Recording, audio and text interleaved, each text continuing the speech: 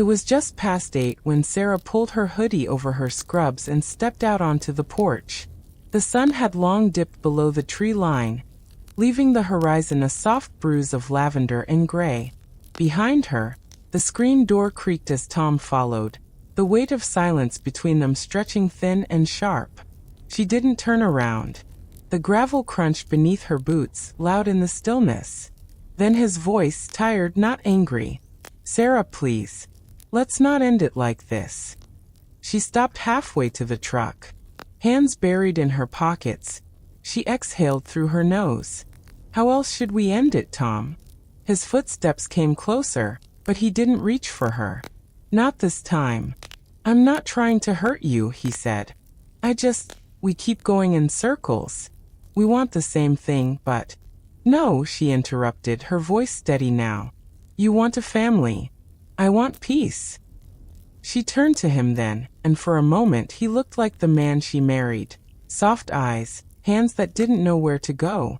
But something had changed. Or maybe it had changed long ago, and tonight just made it real. "I can't keep waking up wondering if today's the day you stop looking at me like I failed you." Tom didn't argue, just stared at the driveway, jaw clenched.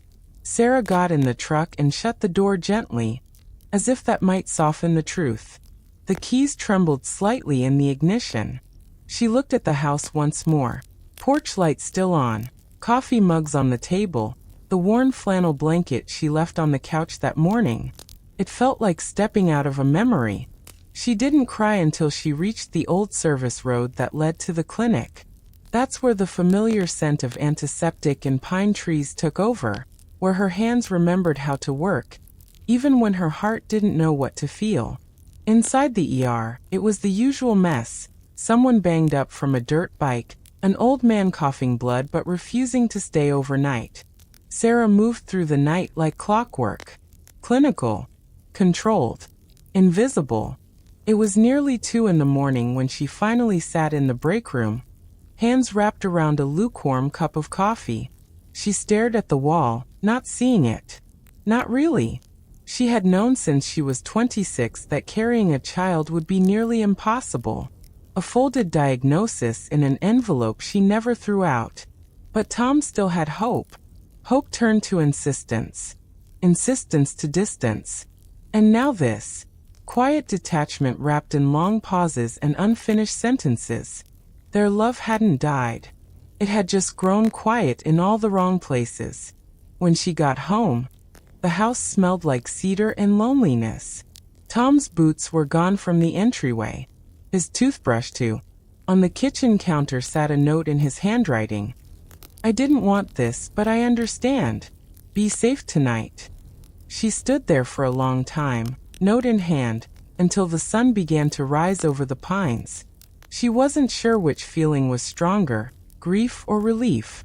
Maybe both. She poured the coffee, washed the mug, and opened the curtains wide. The sky was pale gold, and for once, the silence in the house didn't press in. It just settled, like something accepted. Not chosen, not welcomed, but lived with.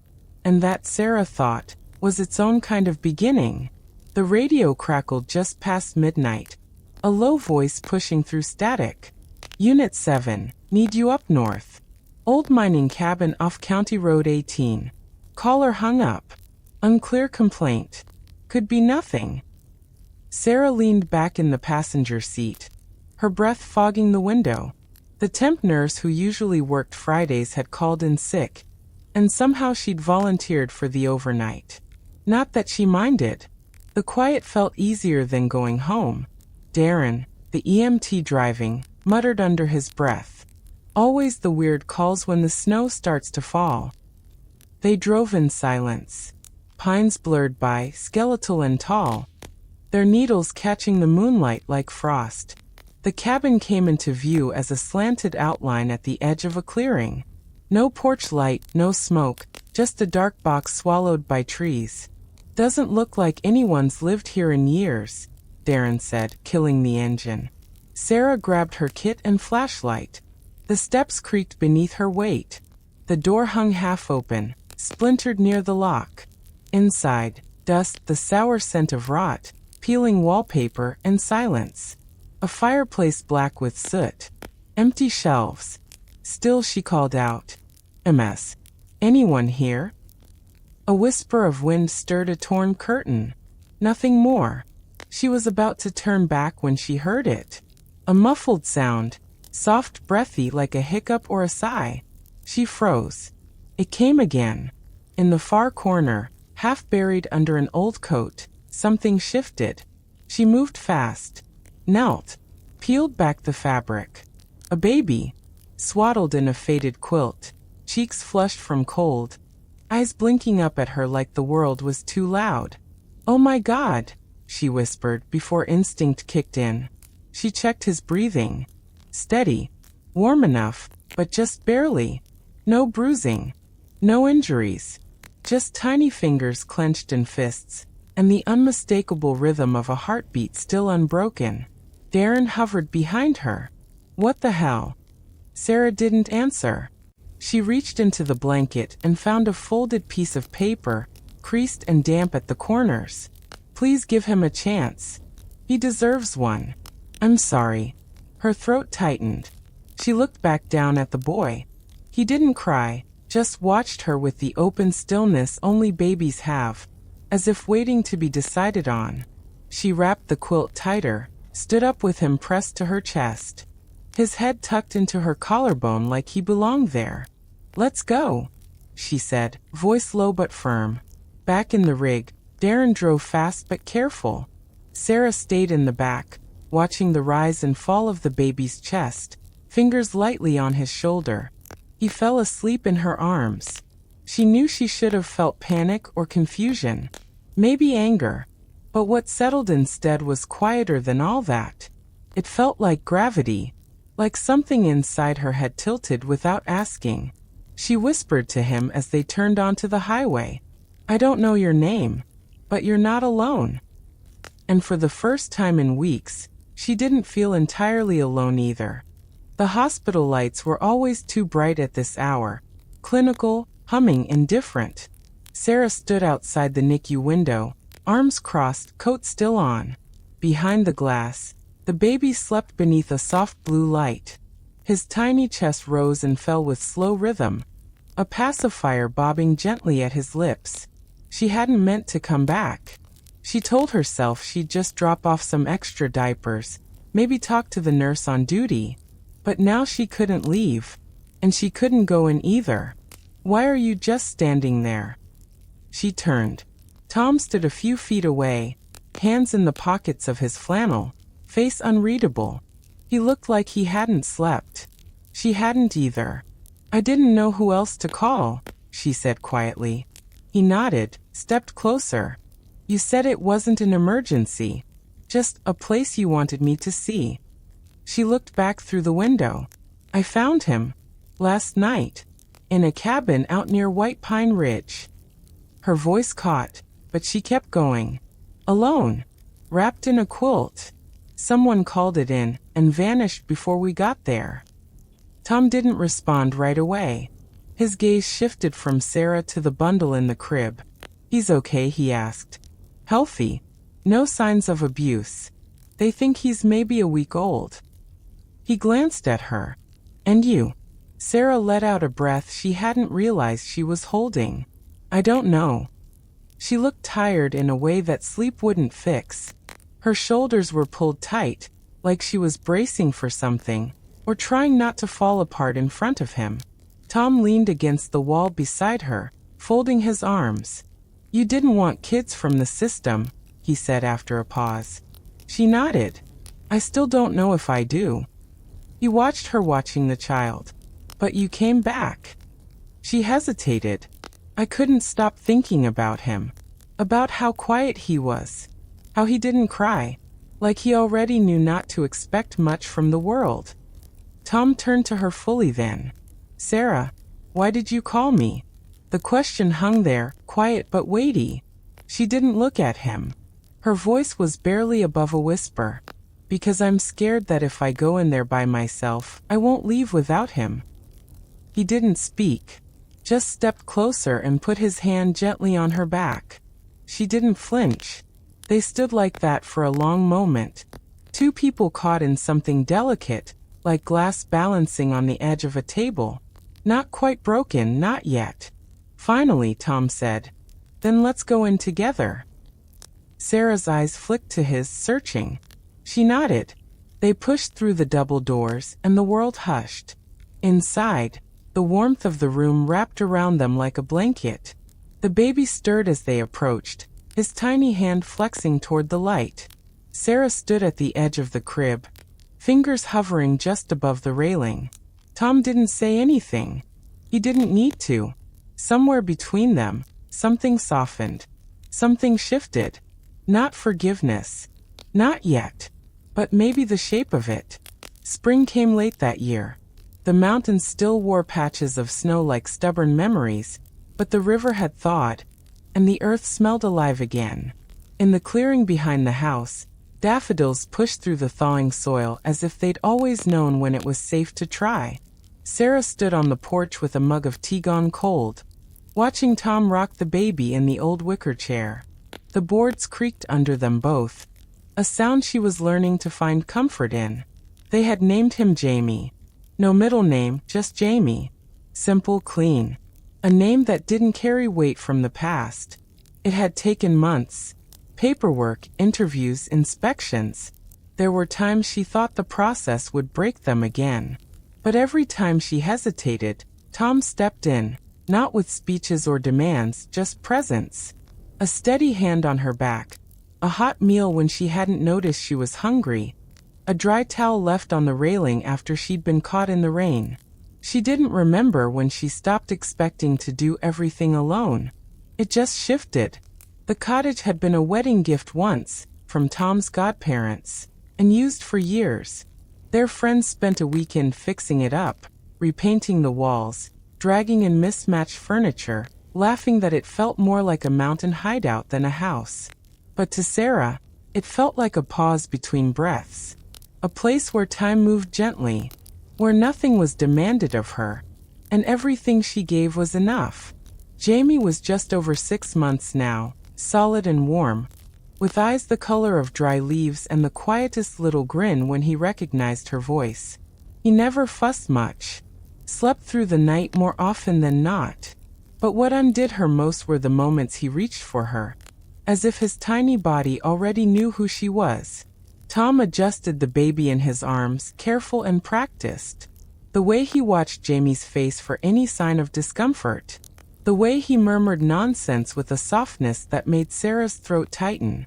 He hadn't asked for this life, not like this. But he had grown into it like a tree growing toward light. Quiet, patient, unavoidable. Inside, the kettle clicked off, steam curling in the air.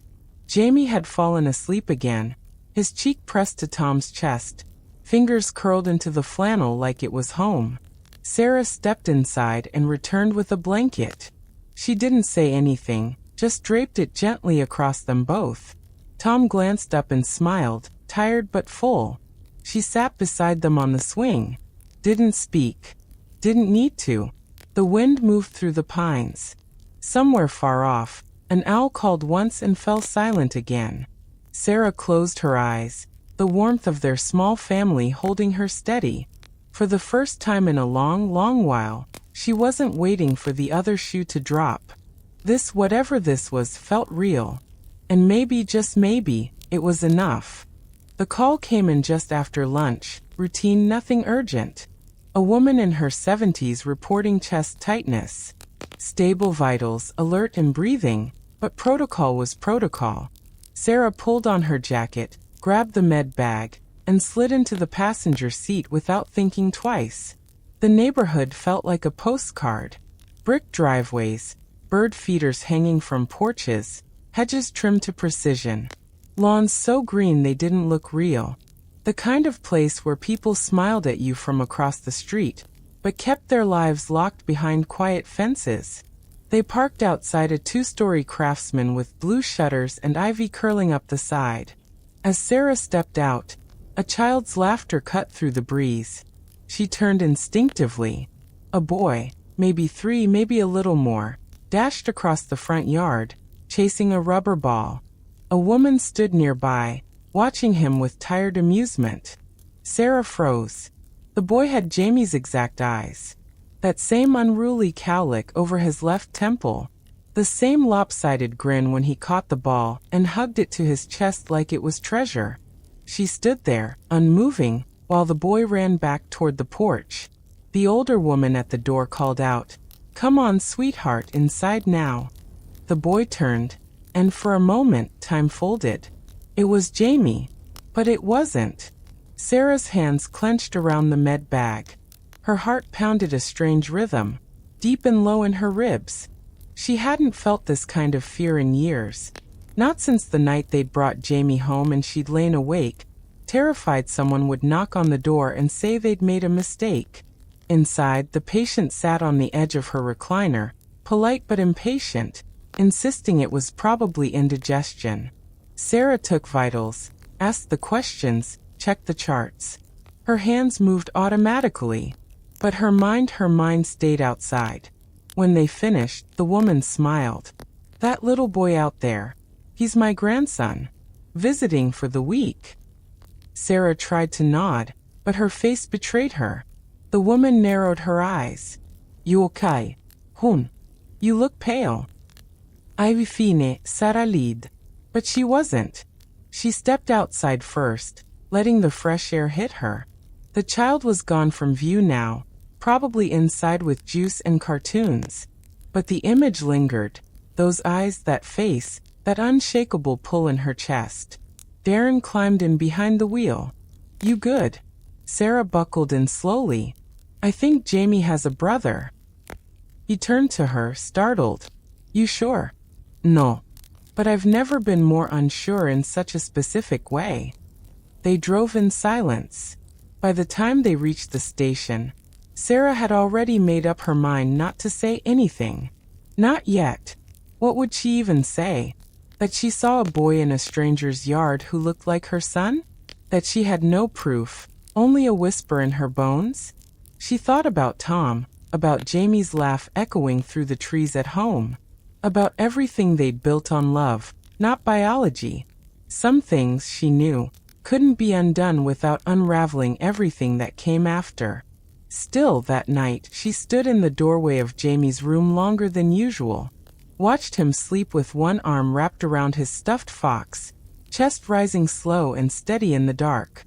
She didn't know what she'd do next, but she knew nothing would ever feel quite the same. The moving truck pulled away just before sunrise, taillights blinking once before they disappeared into the trees. The porch was quiet now, stripped bare. No wind chimes, no flower pots, just the pale outline of sun-faded wood where the swing used to hang. Sarah stood with her hand on Jamie's shoulder as he balanced on one foot beside her, too sleepy to ask questions, too trusting to worry. Tom came out last, locking the door for the final time. He didn't look back. They hadn't told many people, just a few close friends, her supervisor at the clinic, the preschool director who teared up when Sarah explained they were moving out of state. "Montana's beautiful," she'd said, "but maybe too small sometimes." It wasn't fear that drove them out. Not exactly. It was something quieter, an ache for privacy, a need to protect the shape their family had taken. Some truths didn't belong in small-town gossip, didn't need to be picked apart at potlucks or whispered across fences. They found a rental just over the border, nestled between two ridgelines with an apple tree in the yard and enough space to grow into something new. Tom took a job at a local feed co-op. Sarah transferred her EMT license. Jamie adjusted in a week. He always had a gift for starting over. Sometimes at night, Sarah thought about the other boy, the mirror image, the not Jamie. She didn't know his name. She didn't need to. Whatever connected them didn't need to be labeled. It just was. Like a distant echo you carry with you, not because it hurts, but because it shaped the way you listen. She never told Jamie.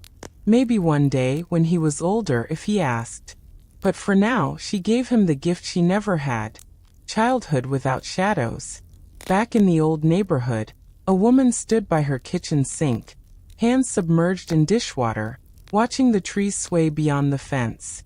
Her son, Saren, played on the rug behind her, building towers out of blocks. She had seen Sarah that day, had known exactly who she was. Her own mother had said not to worry. If she meant to make trouble, she would have already. But the woman didn't feel fear. She felt gratitude. She remembered that night 2 years ago, how she'd made the call, placed the baby in a basket, and waited until she saw headlights at the bend in the road before slipping into the trees. She hadn't known who would find him, only that she couldn't raise both. That giving one child a chance was better than failing them both. Now she knew who had picked him up. She'd seen the way Sarah held her son, the quiet in her movements, the steadiness of her gaze. She didn't need to interfere. What had once been a desperate choice had become something bigger, something neither of them could have planned. At bedtime, Sarah lay beside Jamie, tracing lazy circles on his back until his breath deepened. She thought about the roads they'd taken, the ones they'd avoided, the ones they'd never even seen coming. Some choices didn't need to be explained. They just needed to be made, with love, with silence, and with enough faith to let them stand.